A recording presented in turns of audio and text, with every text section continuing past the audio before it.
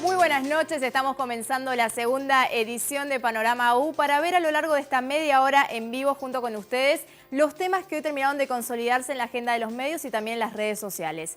Al mediodía cerramos la primera edición destacando la noticia vinculada con el resultado electoral en Salta, el triunfo de Juan Manuel Urtubey del Frente para la Victoria, que asume nuevamente como gobernador. Esto era noticia de agenda de los medios relevante. Un segundo tema, también destacábamos la polémica en torno al pase a planta. Estamos hablando de personal contratado que pasaría a ser de planta permanente. Y un tercer tema vinculado con violencia de género. Puntualmente hacíamos hincapié en una nota de edición Uncuyo, la publicación digital de la universidad, que comentaba acerca de un proyecto para declarar la emergencia en violencia de género en Mendoza. Nos metemos de lleno con toda esta información junto con Ignacio Esteller, nuestro panelista de actualidad, Gerardo Jiménez Ponce, nuestro panelista de medios. ¿Cómo andan, chicos? Buenas noches. Muy bien, Sofía, ¿Qué tal su fin de semana? ¿Bien? Muy bien, descansamos. Me alegro. Hoy nos acompaña la diputada de la Unión Cívica Radical, Beatriz Varela, para abordar algunos de estos temas. ¿Cómo estás, Beatriz? Muy bien, muchas gracias por invitarme. Un placer. Gracias. Comenzamos, Gerardo, con uno de los temas de etapa. Hoy Juan Manuel Urtubey, el del Frente para la Victoria, resultó electo gobernador nuevamente y fue tema de etapa Clarín, La Nación, Página 2 y también a nivel local. Exactamente, como bien decías, el tema estuvo en la tapa de los principales medios nacionales y también de los medios locales. Esta mañana lo tenía Clarín, lo tenía La Nación, lo tenía Página 12, lo tenían muchos otros medios en todo el país. Algunos titulaban haciendo hincapié en que fue un gran triunfo del Frente para la Victoria, otros hacían hincapié en el triunfo de Urtubey específicamente.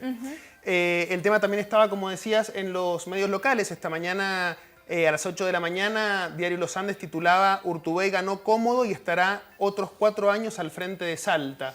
Este tema también era reflejado por las radios, por los canales de televisión, sobre todo en las primeras horas de la mañana, ¿no? Hacían algunas entrevistas respecto a esto porque los medios se polarizaban, sobre todo los medios locales se fueron polarizando respecto a la presencia del candidato a la gobernación por Mendoza, del Frente para la Victoria, en Salta. De Adolfo Bermejo. De Adolfo Bermejo en Salta, acompañando a Urtubey el día del triunfo. Interesante que el foco no estuvo, por ejemplo, en el triunfo de Gustavo Sáenz en lo que es la ciudad de Salta. Estamos hablando del candidato del Frente Renovador, que también resultó ganador. No, exactamente. Si bien hay que decir que fue mencionado en los medios, en las radios se mencionó, pero fue a modo de título. No hubo ningún desarrollo muy grande de eso. Sí del triunfo de Urtubey y sí, como te decía, principalmente en los medios audiovisuales, el tema que primó fue la presencia de Bermejo en Salta. Resultados electorales. Exactamente. Bueno, Juan Manuel Urtubey obtuvo su tercer mandato como gobernador de Salta, obtuvo 4 puntos más de lo que fue las primarias abiertas, simultáneas y obligatorias en dicha provincia. El recuento final del 51% de los votos obtuvo el actual gobernador. En segundo puesto quedó Juan Carlos Romero, quien obtuvo el 30.64%. Por la Unión Cívica Radical, Miguel Nani obtuvo el 8.26% y por el Partido Obrero, Claudio Del Pla obtuvo el 6.22%. El jefe de gabinete, Aníbal Fernández, Florencio Arrandazzo y también Adolfo Bermejo, quien es candidato por el Frente para la Victoria aquí en Mendoza, fueron a visitar a Urtubey y estuvieron festejando con el actual gobernador. Sobre las elecciones en Capital, allí en Salta, en la ciudad de Salta, Gustavo Sáenz, quien es respaldado por el precandidato por el Frente Renovador, Sergio Massa, le sacó 8 puntos a su competidor más férreo, quien es Javier David, del postulante oficialista del Frente para la Victoria. Estos fueron los resultados en Salta y ahora quedan más provincias, entre ellas Mendoza el 21 de junio. Otra noticia destacada hacia el mediodía era el conflicto vinculado con el pase a planta permanente. Sí, exactamente. También desde la mañana temprano fue un tema que estuvo en agenda a nivel local porque estaba en la tapa de Diario Los Andes. Por ejemplo, un titular importante de Diario Los Andes decía: el gobierno gastará 5.000 millones de pesos más en sueldos. Este tema fue tomado por casi todos los portales web. En Diario 1 a las 8 de la mañana titulaba en función de esto, hablaba de denuncias de irregularidades en el pase a planta. MDZ hacia las 10:30 también hablaba de la polémica por el pase de empleados a planta. Y vamos a decir también que fue un tema que copó la mañana de los medios. Hubo entrevistas en prácticamente todas, por no decir todas, pero casi en todas con seguridad, en todas las radios y en los canales de televisión, con Martín Kirchner, diputado de la Unión Cívica Radical, y con el subsecretario de Trabajo,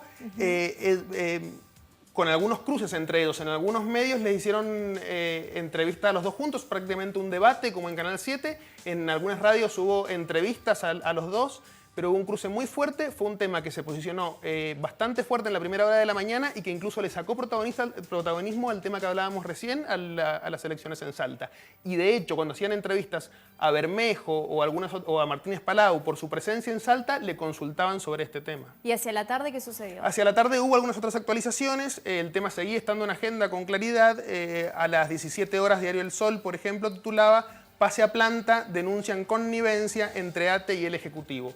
Un tema que también trataban muchas radios en la mañana, le daban esta tónica a la noticia. Como decía Gerardo, conflicto, trayendo a colación la tapa de los Andes, conflicto que se da en el marco de si se destinarán 5.000 millones a los sueldos estatales, mientras que la oposición dice más de 6.000 millones de pesos. Exactamente, y es interesante aclarar y también reflotar cómo los medios han tomado estos cruces entre Kirchner y el gobierno y también los cruces que se dan dentro del sindicalismo, entre Roberto Macho y Raquel Blas. El tema plata sí es un cruce entre oficialismo y oposición, cuánto tiene que gastar el gobierno, teniendo en cuenta el pase a planta de trabajadores contratados, que fue el acuerdo que se hizo en la última paritaria. Sí. Con respecto a los cruces, Martín Kirchner, él denuncia y dice que acusa a los dirigentes sindicales de tener un acuerdo con el gobierno para meter en la bolsa de todos estos trabajadores que van a pasar a planta permanente, que allí hay militantes y funcionarios del actual gobierno. El legislador puso varios ejemplos que tienen que ver con funcionarios actuales, con ministros actuales de este gobierno, como por ejemplo el de Rodolfo Lafalla, quien es ministro de gobierno. Él dice que tiene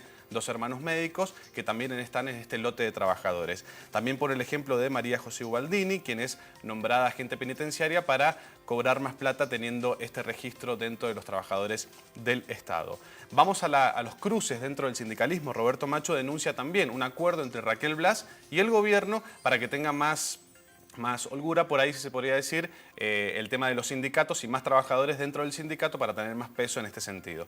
Así que los cruces están y el tema central es el pase a planta de trabajadores. Y cabe mencionar que se da no solo en un acuerdo de paritaria, sino también en la no definición del presupuesto 2015. No tiene definición el presupuesto 2015, esto es clave porque determina la plata que se le va a asignar a todo en la provincia de Mendoza y también el pago de sueldos, que se incrementa por esta última paritaria. Violencia de género, tapa del diario El Sol, pero comencemos porque Edición Uncuyo también tenía una nota, ¿no? Exactamente, Edición Uncuyo tenía una nota que titula "Piden que se declare en Mendoza la emergencia por violencia de género", una nota referida a un proyecto justamente para declarar esta situación de emergencia en la provincia. Y también, como decías, Diario El Sol tenía esta mañana en tapa "Historias de abuso sexual y golpes detrás del femicidio", una nota vinculada con el caso que conocimos la semana pasada de violencia de género, de femicidio en Guaymallén. Algo de data acerca del caso que ocurrió en Guaymallén la semana pasada, Ignacio. Ocurrió, la semana pasada allí en Guaymallén, una señora de aproximadamente 50 años fue apuñalada por su ex esposo, falleció, su ex esposo luego quiso hacer un intento de suicidio y resultó herido, fue trasladado al hospital y lo pudieron salvar. Este caso fue muy conmocionante porque ya había hecho denuncias en la justicia por violencia de género, estaban separados, el hombre iba a buscar algunas pertenencias a su casa, se la encontró a la mujer y ahí fue cuando sucedió este hecho. Estamos con la diputada Beatriz Varela, una de las autoras de este proyecto en el que se busca declarar la emergencia en violencia de género. ¿Concretamente en qué consiste esta iniciativa? Bueno, concretamente consiste en que hayan los recursos suficientes y necesarios, como por ejemplo tener una casa para que las mujeres cuando hacen una denuncia no tengan que volver inmediatamente a su hogar con sus hijos, que a veces es una de los que a ellas más les preocupa, dejar su casa, sus cosas, y tener un lugar donde se las ampare y donde se la contenga psíquica y psicológicamente a ellas y a sus hijos. Pero para todo esto, por supuesto, necesitamos el presupuesto necesario y correspondiente para que podamos llevar adelante la ley y el protocolo y los protocolos necesarios que nos hicieron a pesar de que nos adherimos a la ley el año pasado, el anteaño pasado, en el 2010. Cabe mencionar que, por ejemplo, El año pasado el gobierno provincial destinó solo el 0,02% del presupuesto para combatir violencia de género. Bueno, yo creo que eso, si nosotros nos vamos al presupuesto, debe ser lo que deben gastar en personal, que realmente es absolutamente nada lo que tiene. Ahí esto nos da una pauta de cuánto a un gobierno le puede preocupar con el 0,02% la situación de las mujeres, y realmente entra en relevancia con estos casos que contaba el periodista recién, que sí. La señora tenía 56 años, sí, María y el señor 58 creo que tenía, y realmente con situaciones que se podrían haber prevenido, porque ella tenía una denuncia y no se la contiene y no se las... no les enseñan realmente cómo tienen que, a partir de este momento que ya se van de su hogar y vuelven a su hogar a buscar una pertenencia, cómo se tienen que mover. Nunca deben estar solas. Nunca deben estar solas, siempre deben estar acompañadas, nunca se deben quedar solo con el violento, con el que tuvieron su expareja, con la persona, porque a veces no es su expareja, ha sido un vecino, o situaciones de distinto tipo de violencia que han generado denuncias en la justicia. Bueno, estos equipos de profesionales deben alertarla, pero no solo a ella, deben alertarla a sus familiares también, para que sepan cómo tienen que ayudarla y cómo tienen que manejarse en este momento. En el próximo bloque, diputada, sí, seguimos comentando esto y mucho más acerca de lo que contempla esta ley que mencionaba Beatriz Varela, la diputada de la Unión Cívica Radical. Recuerden que ustedes pueden opinar, pueden comentar estos temas y aquellos que hoy no se están tratando en los medios de comunicación y también en las redes sociales.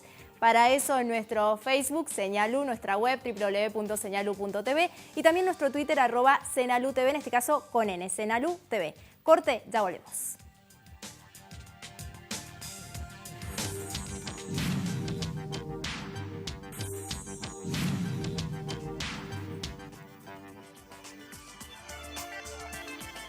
Segundo bloque en Panorama Uy. ¿Qué otra información podemos destacar de esta tarde, Gerardo? Bueno, hacia la tarde hubo algunas actualizaciones referidas al conflicto que comentábamos el viernes sobre el Superclásico. Esta información vamos a decir que siguió estando en agenda, en los bloques deportivos de radio y televisión se siguió hablando de este tema y ha sido un tema que ha seguido estando presente, además porque el fin de semana hubo definiciones. Exacto. Pero en la tarde las actualizaciones tenían que ver con un titular que tenía Diario del Sol, también lo reflejaba Los Andes y algunos otros medios: peligra una plaza mundialista para Sudamérica por el caso Boca. Esta era la información que se titulaba en la tarde, que como te decía, lo publicó primero Diario El Sol, pero también lo iban replicando otros medios. Ampliamos. Este es un trascendido del diario español AS, hay que tener un poco de cuidado con esta información, pero sin duda lo que sí sabemos es que la FIFA no le gustó para nada el fallo de la Confederación Sudamericana de Fútbol que le aplicó al equipo Boca Juniors. Según el diario español, el próximo 29 de mayo, cuando habrá un congreso de la FIFA, se va a evaluar quitarle la quinta plaza a Sudamérica para el Mundial de Rusia 2018 y que en este sentido no se juegue el partido eliminatorio entre el repechaje que se hace entre Oceanía y Sudamérica para el quinto lugar para el Mundial de Rusia 2018.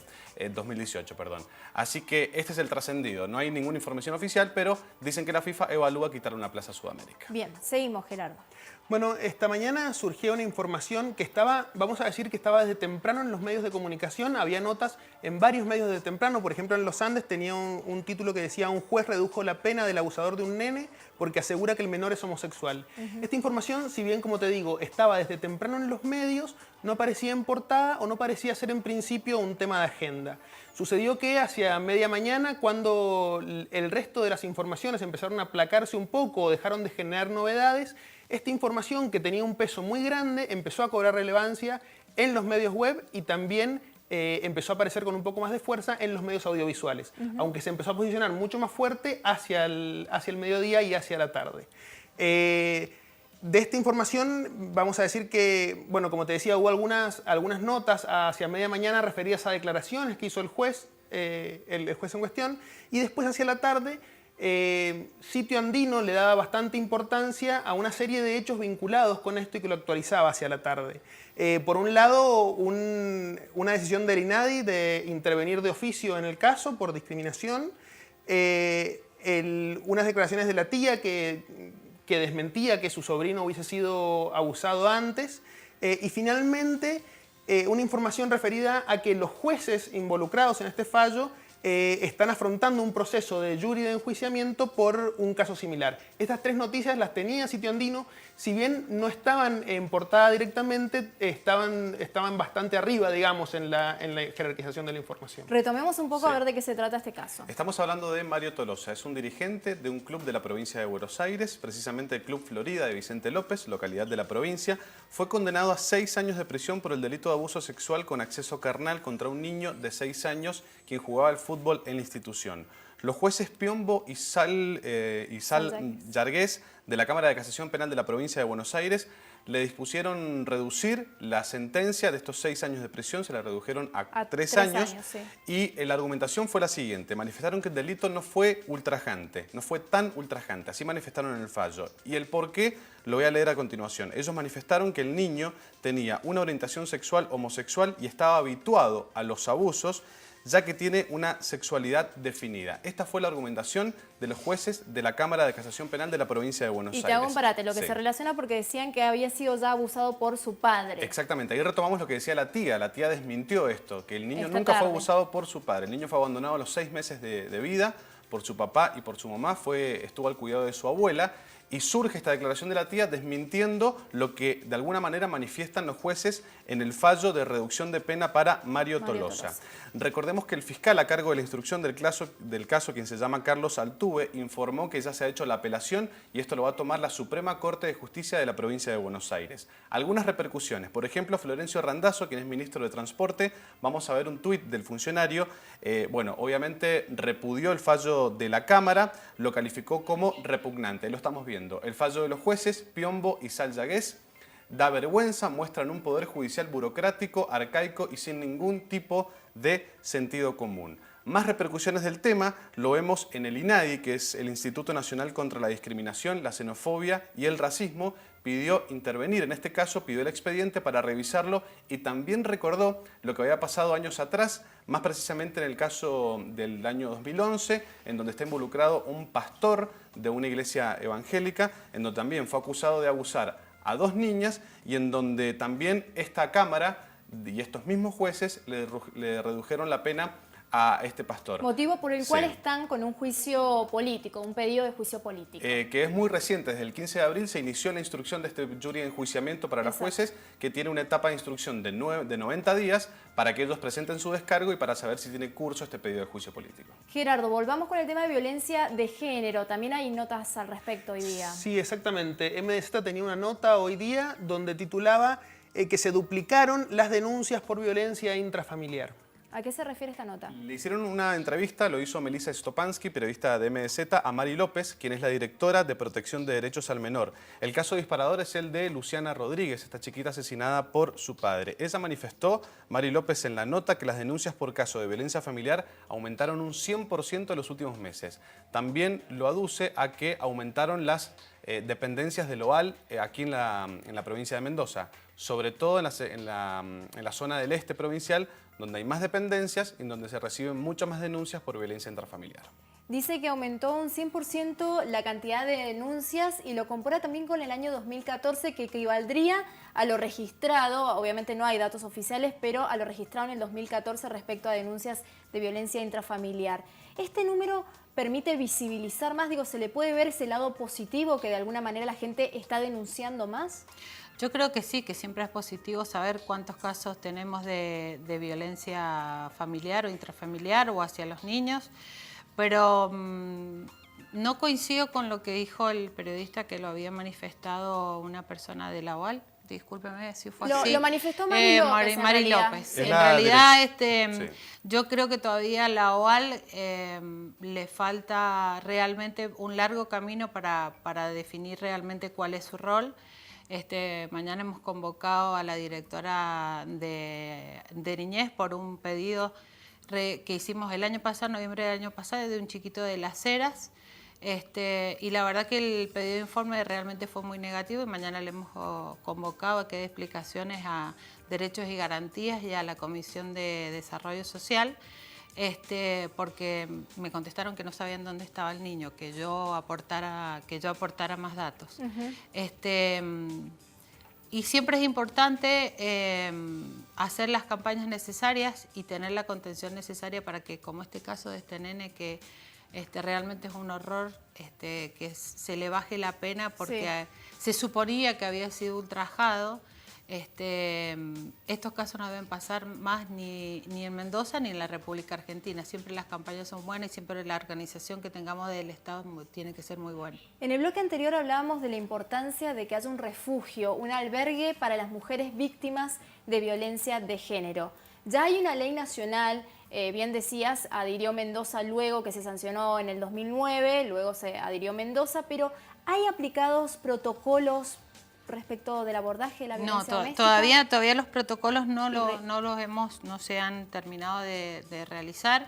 ¿Y la reglamentación de la ley, de la adhesión a la ley? No, adherimos solamente a la ley, pero no se hicieron los protocolos correspondientes para ver cómo se iban a desarrollar, y tampoco tenemos el hogar o el lugar o el sitio que correspondía. Siento que el gobernador nos había dicho que venían fondos de la nación. Bueno, pero la obra quedó parada y realmente el albergue realmente lo necesitamos porque es para todas las mujeres de la provincia de Mendoza. Y en realidad se necesitaría más de un albergue, porque a veces cuando estamos en el sur o alejados de la metrópolis, siempre hay casos de violencia que necesitas una solución inmediata al problema. Bien. Seguimos conversando con la diputada, también escuchándolos a ustedes a través de nuestras vías de comunicación. Recuerden nuestro Facebook, nuestra web y también nuestro Twitter. Y recuerden, la idea es que opinen, que comenten, que traigan a colación sus opiniones acerca de estos temas y aquellos que no se están abordando hoy en los medios y en las redes sociales. Último corte, ya volvemos.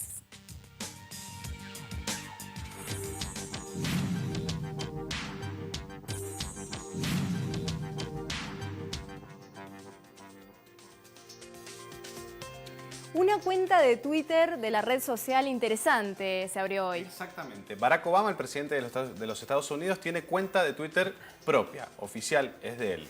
Lo manifestó, hoy hizo alrededor de 3 tweets. Es @POTUS, que es President of the United States, sería la sigla. Aunque muchos lo puedan tomar para el humor. Exactamente, que se lo tomó incluso para el humor en las redes sociales. Pedían que la presidenta tenga una cuenta de Twitter que se llame Potra, presidenta de la República Argentina. Bueno, hay mucho en las redes sociales. Vamos a ver lo que tuiteaba el presidente de los Estados Unidos. El primer tuit fue Hello Twitter, it's Barack. Bueno, y allí hace su primer posteo el presidente. Después también posteó una foto reunido con algunos aspirantes a ser policías de los Estados Unidos. Y por otra parte, algo curioso fue un cruce o un diálogo que tuvo en la red social con Bill Clinton, expresidente de los Estados Unidos. Le pregunta si va a ser la cuenta oficial de la Casa Blanca cuando él deje de ser presidente y le dijo que sí, y también le hace una pregunta a @Flotus, quien es la primera dama, la esposa de Barack Obama. Así que fue noticia, esto lo tomaron los medios de comunicación y se trasladó también a hacer una noticia en distintos portales digitales, pero la verdad que a nivel redes el hashtag y la tendencia fue POTUS, que es la cuenta oficial de Barack Obama, pero también para irnos hacia algunos temas que tratamos en Panorama U, la palabra Salta también fue tendencia hoy en las redes sociales, y también hay que tener en cuenta que recordemos el hashtag Ni Una Menos por la manifestación en contra de la violencia de género y el femicidio. Bueno, ahora tiene una cuenta oficial que es Ni Una Menos _. También tiene fanpage en Facebook. De alguna manera se utilizan las redes para canalizar la información, teniendo en cuenta que hay mucho sobre esto, que se busca repercutir en la sociedad y que se busca que mucha gente se manifieste y que vaya el 3 de junio. Bueno, ahora se canaliza a través de una cuenta de Twitter y una cuenta en Facebook. Noticia, como decía Ignacio, que comenzó en Twitter, la de Barack Obama, y luego pasó a los medios. Sí, exactamente. Vamos a decir que a la tarde lo tenían prácticamente todos los portales digitales. Veíamos en la portada de los Andes, decía: hola Twitter, soy Barack, en serio, que es el primer tweet de Obama. Ponía: Obama logró tener su propia cuenta. Como eso, en todos los medios se fue replicando. ¿Qué otra información de la tarde podemos recalcar? En la tarde también surgía con fuerza la información de la confirmación del paro del transporte. Lo titulaban también varios medios, Los Andes, Diario 1, MDZ, y todos coincidían más o menos en la misma información, que es la confirmación de que el paro se realizará el 9 de junio. Ignacio. Será el 9 de julio por 24 horas en pedido de aumentos salariales y también de una modificación del impuesto a las ganancias, eliminación en algunos casos piden los sindicalistas, y que, bueno, sea más grande la modificación que anunció Kicillof, que haya más modificaciones en este sentido, teniendo en cuenta la escala al tributo. ¿Qué es lo que va a buscar Juan Carlos Schmidt, quien es el titular del gremio de transporte? Buscar que se adhieran la CGT de Moyano, de Barrio Nuevo, la CTA de Micheli y también la CGT oficialista que conduce Antonio Caló. La senadora Wanda Paredes, esto también se vio en los medios hoy día, busca realizar un mapa de la violencia de género para sistematizar datos, ¿no? Importante, si los podemos tener, siempre es una punta para saber dónde estamos situados en cada uno de los departamentos. Y yo también espero que mañana senadores y diputados nos apoyen con la ley de emergencia de género, que haya partidas presupuestarias suficientes para llevar esta ley adelante, tanto como el albergue, tanto como otras medidas que debemos tomar, y que estén los profesionales adecuados y capacitados para contener a las mujeres cuando realizan las denuncias pertinentes. Hablábamos en el corte, Beatriz, de la escasa cantidad de refugios, uno de los puntos que se debe contemplar dentro de la normativa. ¿Qué otras cosas se tienen que comenzar a llevar a cabo? Y seguramente que el refugio es una de las instancias más importantes para empezar a contener a las mujeres. Yo creo que hay que seguir haciendo fuertes campañas para que las mujeres sigan denunciando y saber que van a ser protegidas y atendidas y solucionado su problema inmediato, para que se sientan protegidas y que no están solas en esta dificultad. El botón antipánico es otro instrumento del que estamos tratando de que salga de la legislatura de la provincia de Mendoza, y no hay una sola cosa que nos solucione o nos dé la solución total o final, sino que son instrumentos necesarios para que ni una mujer más fallezca en manos de un hombre. Entonces quiero pedirles a todos que el 3 de junio asistan a la peatonal Sarmiento. Al kilómetro cero de la provincia de Mendoza a las 17 horas, para que ni una más ni una menos sea mendocina.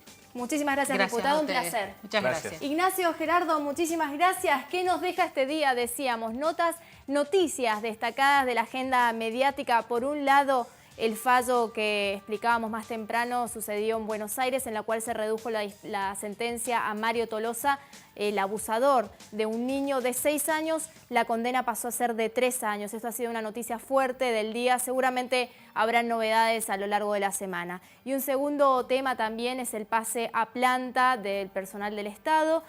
Polémica, cruces. Por un lado decíamos el radicalismo versus el oficialismo. Seguramente este tema también traerá cola mañana y los días seguidos. Muchísimas gracias por acompañarnos. Nos encontramos mañana, martes, 13 horas en vivo aquí en Panorama U, primera edición. Buenas noches.